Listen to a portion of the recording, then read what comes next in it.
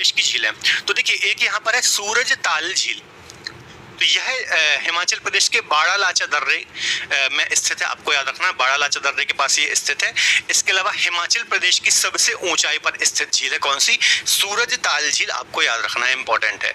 इसके अलावा ये फ्रेश वाटर लेक है, ताजे पानी की झील है। इसके अलावा यहाँ से भागा नदी का ओरिजिन होता है। आपको पता होगा चंद्रा और भागा, चंद्रा और भागा दो नदियों के संगम से कौन सी? चेनाब नदी बनती है। ये मैंने आपको पढ़ाया है जब मैं आपको सिंधु नदी तंत्र पढ़ा रहा था, है ना। तो यह आपको याद रखना है, जो भागा नदी का ओरिजिन होता है बच्चों यहीं से होता है, इसी के आसपास से होता है, याद रखना है, ठीक है। इसके अलावा एक चंद्रताल लेक है, यहाँ पर ताज पानी की झील है या फिर फ्रेश वाटर लेक है, यहाँ से चंद्रा नदी का ओरिजिन होता है, ठीक है। तो ये दो झील आपको हिमाचल प्रदेश में याद रखना है। उत्तराखंड की झीलें देख लेते हैं। एक बच्चों प्रमुख झील है यहाँ पर नैनीताल झील, है ना। नैनीताल यहीं पर है, तो इससे आपको इजिली याद हो जाएगा कि नैनीताल झील कहाँ पर है। तो उत्तराखंड राज्य में स्थित है, ये नैनीताल जिले में ही है।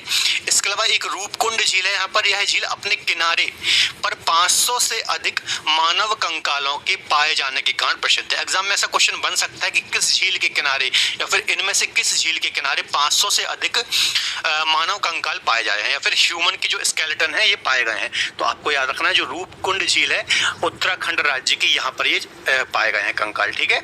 इसके अलावा कुछ अन्य झील भी यहाँ पर देवताल, राक्षस या फिर राक्षस ताल, भीमताल, सात ताल, खुरपा ताल, रूपकुंड, नौकुचिया ताल। तो ये अन्य झीलें भी हैं बच्चों, आपको याद रखना है। कई बार यहाँ से एग्जाम में क्वेश्चन पूछ लिए जाते हैं, ठीक है।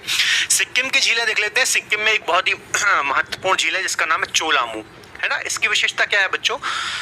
सॉरी, ये भारत की सबसे ऊंचाई पर स्थित झील है ना।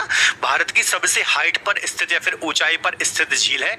5330 मीटर की ऊंचाई पर ये स्थित है, लगभग 5 किलोमीटर की ऊंचाई पर ये स्थित झील है। तो ये यहाँ से एग्जाम में क्वेश्चन बहुत बार बनता है कि भारत की सबसे ऊंचाई पर स्थित झील कौन सी है? तो चोलामू झील, आपको याद रखना है। इसके अलावा यहाँ से तिस्ता रिवर का ओरिजिन होता है, जो कि किसकी सहायक नदी है? जमुना की या फिर ब्रह्मपुत्र की। ब्रह्मपुत्र को बांग्लादेश में जमुना के नाम से जाना जाता है और रंगपुर बांग्लादेश के पास जाकर के तिस्ता नदी किसमें? जमुना में मिलती है। ये मैंने आपको ऑलरेडी पढ़ा रखा है। ब्रह्मपुत्र नदी तंत्र या फिर ब्रह्मपुत्र रिवर सिस्टम भी बच्चों मैंने आपको बहुत अच्छे से डिटेल में पढ़ा रखा है। सीजीटी, आप जो हमारा क्रेजी जी की ट्रिक का यूट्यूब चैनल है वहां पर आप देख सकते हैं, ज्योग्राफी वाइज दिनेश साहू में जाकर के, तो वहां पर डिटेल में मैंने पढ़ा रखा है, ठीक है। तो तिस्ता नदी का ओरिजिन होता है, आपको याद रखना है, इसी झील से होता है, सिक्किम रीजन से।